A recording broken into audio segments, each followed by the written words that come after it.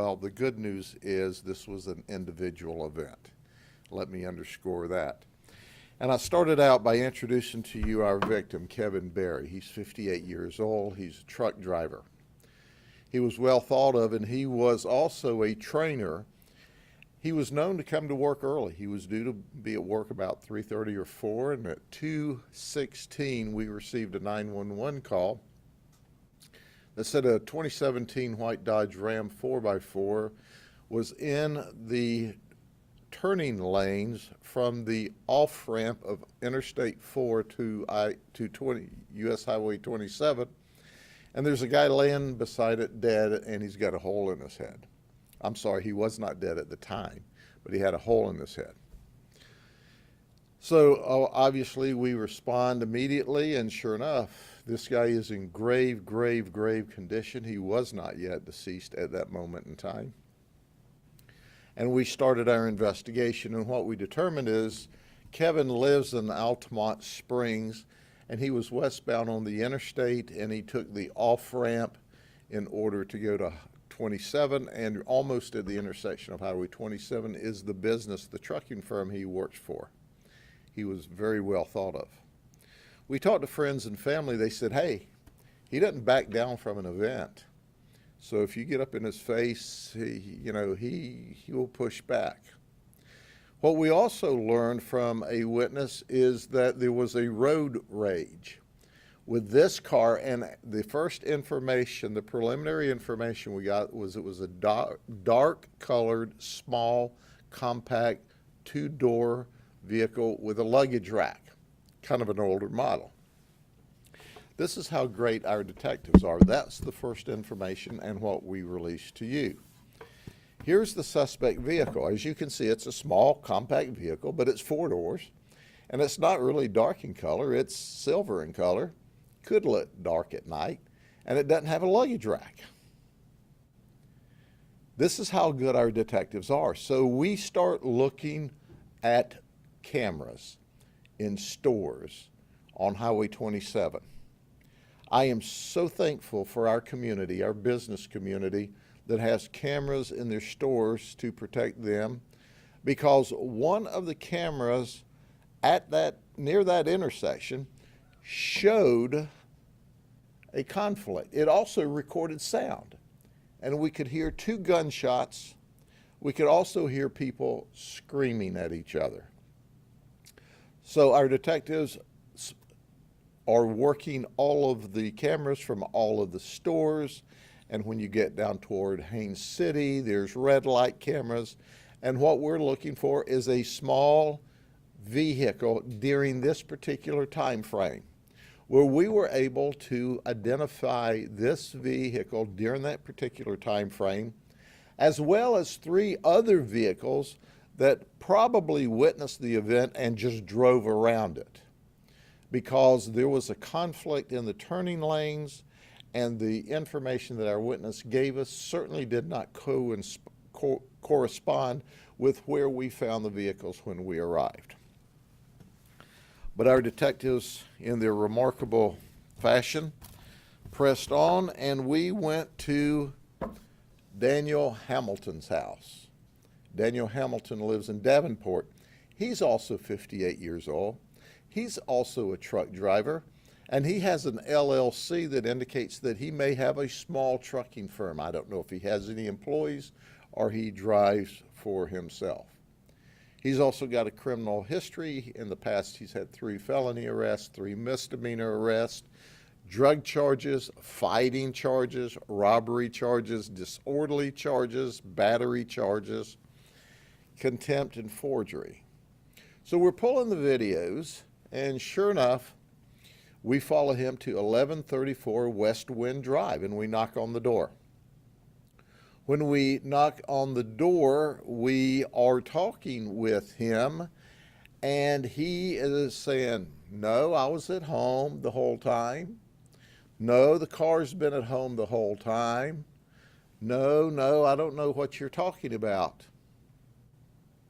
Well, there's one thing you should know, that anytime a detective asks you a question, he's already got the answer, or she's already got the answer. In this case, Angel Shireman's our lead detective, So she knows, and after he says, no, no, no, no, no, I don't know what you're talking about, she shows him his vehicle as it is at that intersection at the exact time that the man is shot. Now, in the meantime, Kevin Berry is pronounced legally deceased. They still have him on a respirator waiting to harvest his organs, and we're thankful for the family allowing his organs to live on and save someone else's life. But he is legally deceased. They have not officially unplugged him yet. So we obtain a search warrant for Daniel Hamilton's house. Now we go into Daniel Hamilton's house, and what do we find underneath his pillow? A gun that happens to be missing 3 casings. Now there's 2 live rounds and 3 empty chambers. So what do we find in the garbage can? 3 empty three empty casings.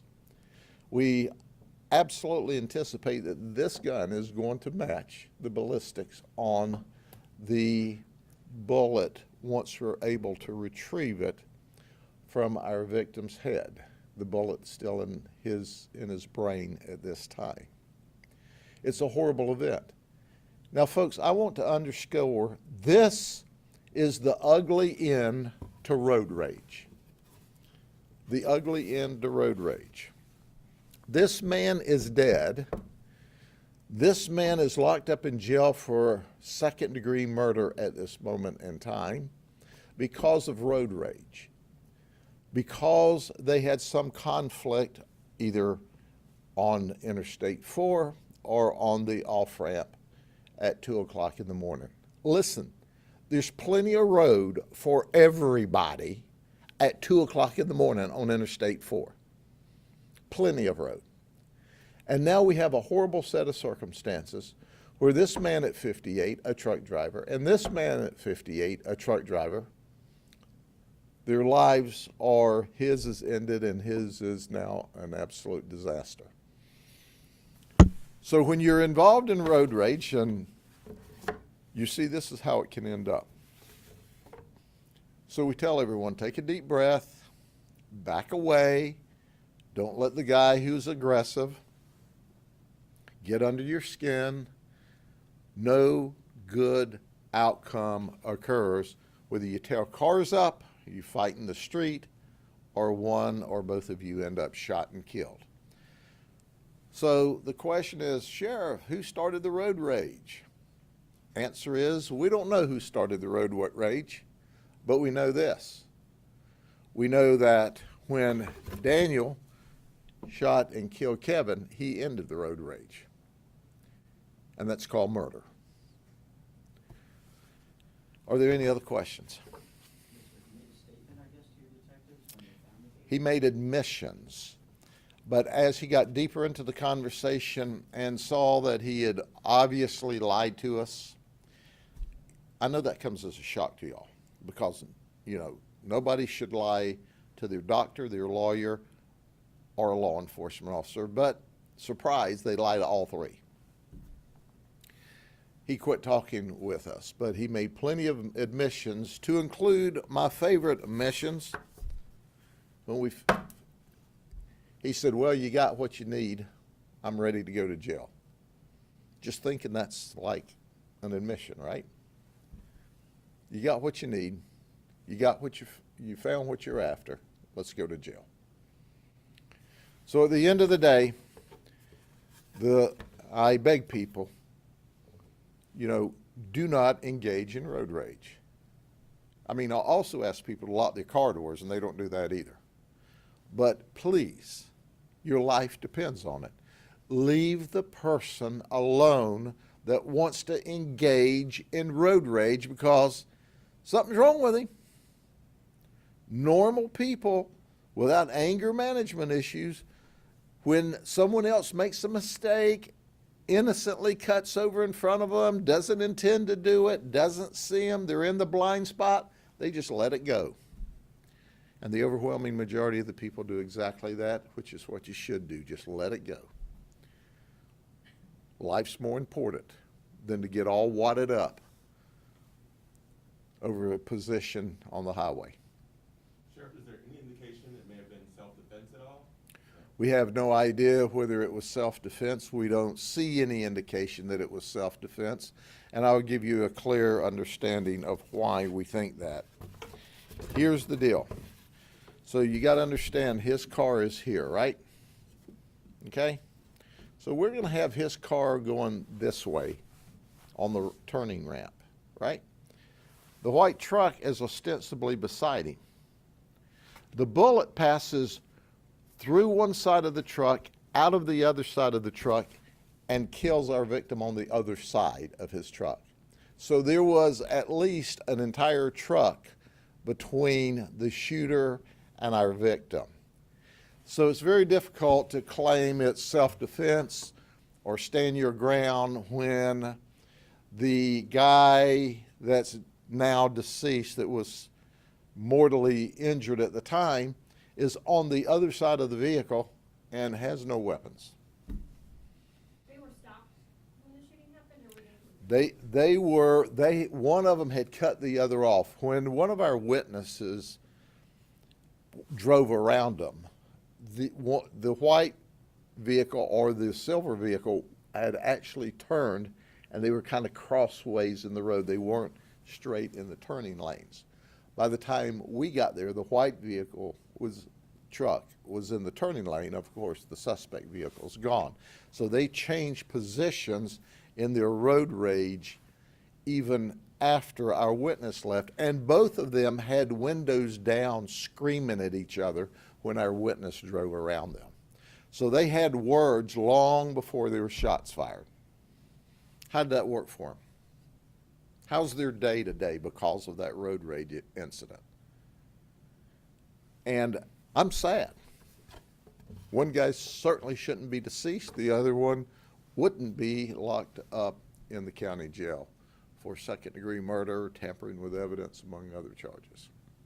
Anything else? Yes, sir. And that Mr. Berry was outside of his vehicle on the driver's side, or you said passenger side? The bullet went through the passenger side, through the driver's side, and hit Mr. Berry. So he was down on the ground. they were stopped when the shooting actually happened? Yes, it appears that way. Were you able to speak with any other witnesses, maybe track down those other cars? We're still looking for those witnesses in those other cars. We certainly hope that they will come forward, because we need to talk to them and get their perspective of what occurred. That's very important for us to find the people in the other three vehicles. So look, we've got one man that's legally deceased now, and will be off of the ventilator as soon as they harvest his organs. We got the suspect in jail. We just need your perspective. What did you see, and when did you see it? And where were you, and where were they when you saw it? Sheriff, you kind of touched on it a little bit, but there's an unsolved I-4 road rage shooting being investigated by Plant City Police. They took off on I-4, and there's no businesses there with cameras. So was that the missing piece here, that you were able to track the car with cameras? We were able to track the car with cameras, which certainly made it much easier. And listen, the cameras were in people's businesses to ostensibly protect their business and to give them video footage so that if anybody came there to damage their business or commit crime. There's a reason crime's at a 51-year low in Polk County. It's because the community, the business community, and law enforcement all works together. And here is another example of the business community working with us with cameras that they purchased. That led us directly to this vehicle and this guy's house. And we're appreciative. So that's a good thing. And it's important that our suspect be held accountable for his conduct. Were they able to, with those cameras, Sheriff, get a tag? Is that how they were able to trace it to his house? We traced the vehicle all the way to his house. But, I mean, even though it's early morning, there are any number of vehicles that could be a small, like you said, the detective Sure. looked through the video or whatever. Were the cameras good enough that they were able to We traced the vehicle to the neighborhood, and then we went door to door in the neighborhood until we found the vehicle, Camera to camera to camera to camera tracing the vehicle, is that what you're saying? till he turned into the neighborhood from the different businesses. And there were a couple of red light cameras that we used to say, yep, he's still on the road. But thank you, business owners. Thank you for caring enough to protect your business and to help us gather evidence to protect your business. But in this case, you solved a murder for us, and we are immensely grateful. Sheriff, I was just wondering, you may not know the exact number off the top of your head, but how many of these road rage incidents have you dealt with so far this year? There's not many of them that end up in murder. There's road rage incidents every day. Every day. What do you say to the community that's, like, there's no telling how long this road rage was going on I-4 before they pulled off. If somebody sees something like that and the road rage going on, what is the community for you? You know, I think that's the best example that I can give you is if you see something or hear something, say something. You can be saving someone's life. So you're exactly right. We don't know if this road rage incident started on the interstate, started once they were exiting, because both of them had a need to exit to 27. One was going south to Davenport to his home. The other one was going north to his place of work. So did it happen on the interstate or just on the ramp? Have no idea. But once again, you get angry, you get mad, you do things like this, people die. Other people go to prison for the rest of their life. Obviously, a felon, he wasn't supposed to be in possession of a gun. Well, of course not. If he was convicted of those were arrests. I haven't checked on the convictions. Okay, anything else? Thank you very much. Be safe. And we're working on some, I think, an interesting case that we may have ready for you about Friday, it looks like now.